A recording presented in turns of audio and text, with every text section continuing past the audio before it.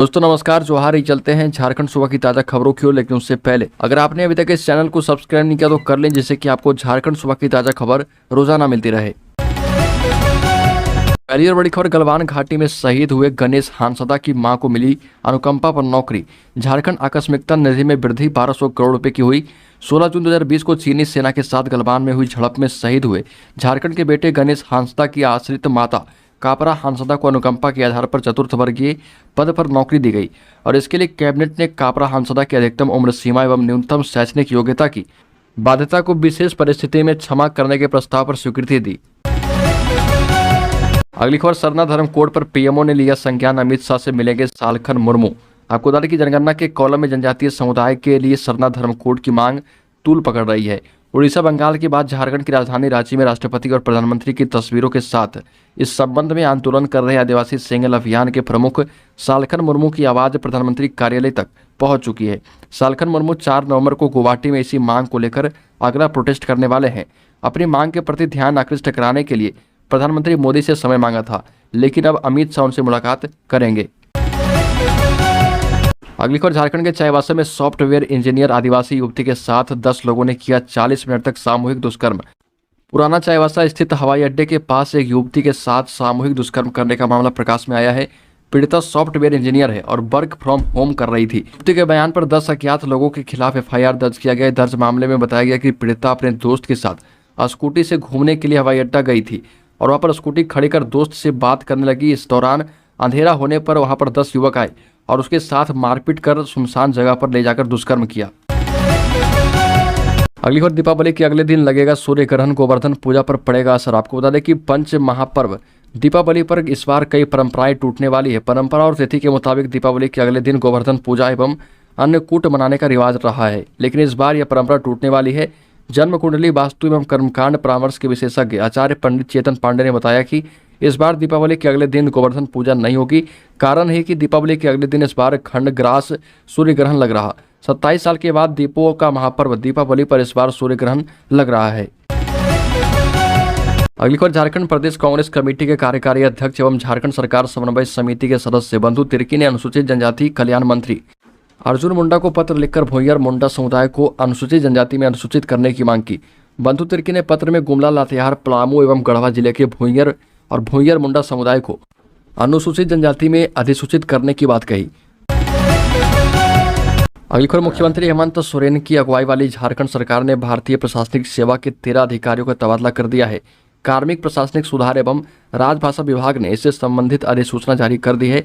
Jharkhand cadre के 1998 batch के भारतीय प्रशासनिक सेवा के अधिकारी राहुल शर्मा भारत सरकार के आयुष मंत्रालय में संयुक्त सचिव बनाए गए।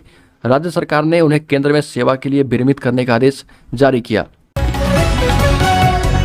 अगली खबर, झारखंड हाईकोर्ट ने रिम्स में रिक्त पदों पर भर्ती का दिया निर्देश। आपको बता दें कि रिम्स की बदहाली को लेकर जनहित याचिका दायर की गई है और इस पर सुनवाई करते हुए हाईकोर्ट ने रिम्स को रिक्त पदों पर नियुक्ति करने का निर्देश दिया। अदालत ने रिम्स में आवश्यकता के मुताबिक संसाधनों और मैन पावर का आकलन कर हाईकोर्ट में शपथ पत्र दाखिल करने का निर्देश दिया है। जस्टिस अपरेश कुमार सिंह की अध्यक्षता वाली खंडपीठ ने यह निर्देश दिया और अगली सुनवाई 11 नवंबर को निर्धारित की जाएगी। कोर्ट ने इस मामले में चीफ जस्टिस से अमेकस क्यूरी नियुक्ति करने का आग्रह किया है। सुनवाई के दौरान कोर्ट ने मौखिक रूप से कहा कि रिम्स में दवाएं, कॉटन, बैंडेज, सिरिंज का अभाव रहता है और इसे दूर करने की जरूरत है। रिम्स में स्टाफ की भी कमी है, मिनिमम स्टाफ से काम लिया जाता है। जल्द से जल्द रिक्त पदों पर नियुक्ति कर स्टाफ की कमी को दूर कर लेना चाहिए। अगली खबर, नरेंद्र मोदी की सरकार ने झारखंड के 272 युवाओं को सौंपा नियुक्ति पत्र। नरेंद्र मोदी सरकार के 10 लाख युवाओं को रोजगार देने के अभियान का धनतेरस के दिन आगाज किया गया और इसमें 75,000 युवाओं को नियुक्ति पत्र सौंपा गया। झारखंड में 272 युवाओं को नियुक्ति पत्र सौंपा गया। झारखंड की राजधानी रांची में एकमात्र केंद्र बनाया गया था जहां पर युवाओं को अपॉइंटमेंट लेटर दिया गया। झारखंड में 6 विभागों ने यह नौकरियां दी है। सबसे ज्यादा नौकरी भारतीय रेलवे ने दिया। इसके बाद पोस्ट ऑफिस और बैंकों का नंबर आया। रेलवे ने 133 लोगों को नौकरी दी, जबकि डाक विभाग में 50 युवाओं को रोजगार मिला। बैंक में 32 लोगों को नौकरी दी गई। सबसे ज्यादा 17 लोगों की नियुक्ति सेंट्रल बैंक में की गई।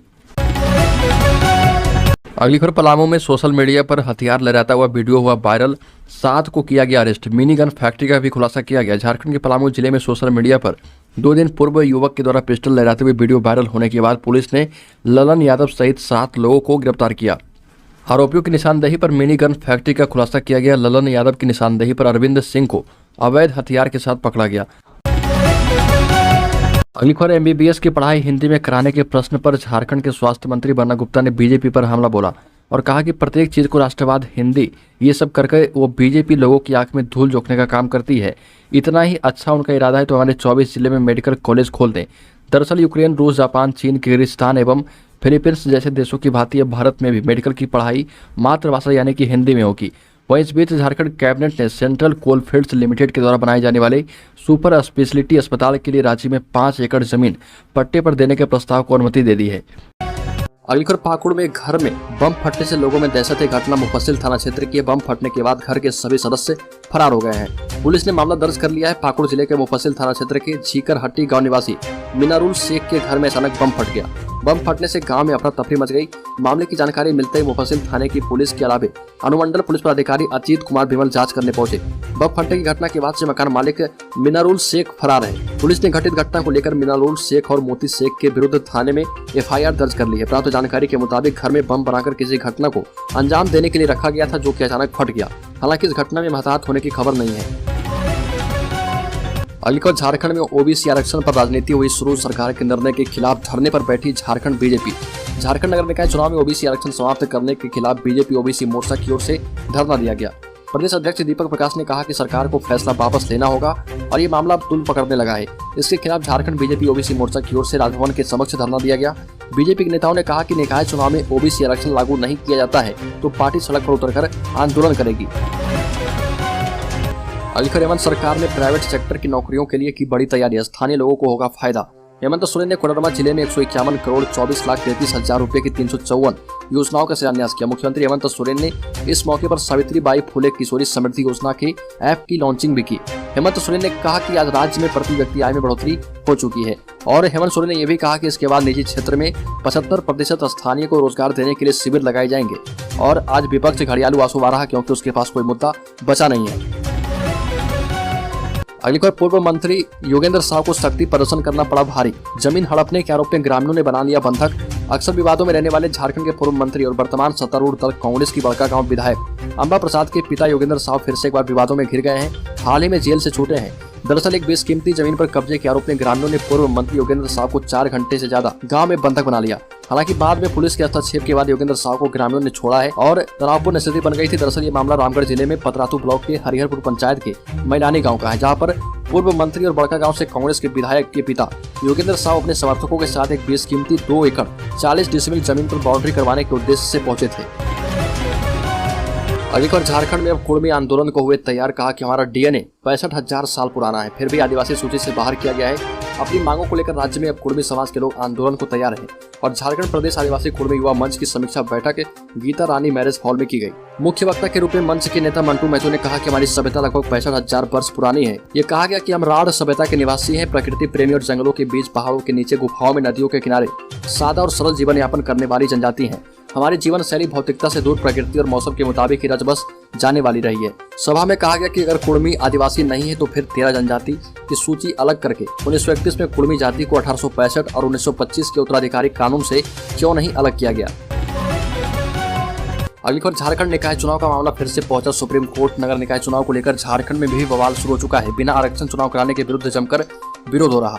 अब गिरिडीह के सांसद चंद्रप्रकाश चौधरी ने सुप्रीम कोर्ट में झारखंड सरकार के खिलाफ अवमानना बाद याचिका दायर की है।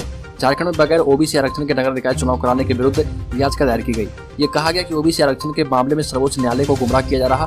चंद्रप्रकाश चौधरी की ओर से दायर याचिका में कहा गया कि राज्य सरकार ने पंचायत चुनाव के पहले सर्वोच्च न्यायालय में जो शपथ पत्र दायर किया था, लेकिन उसका अनुपालन नहीं किया गया। सरकार ने बगैर ओबीसी के आरक्षण का निकाय चुनाव कराने का फैसला किया है।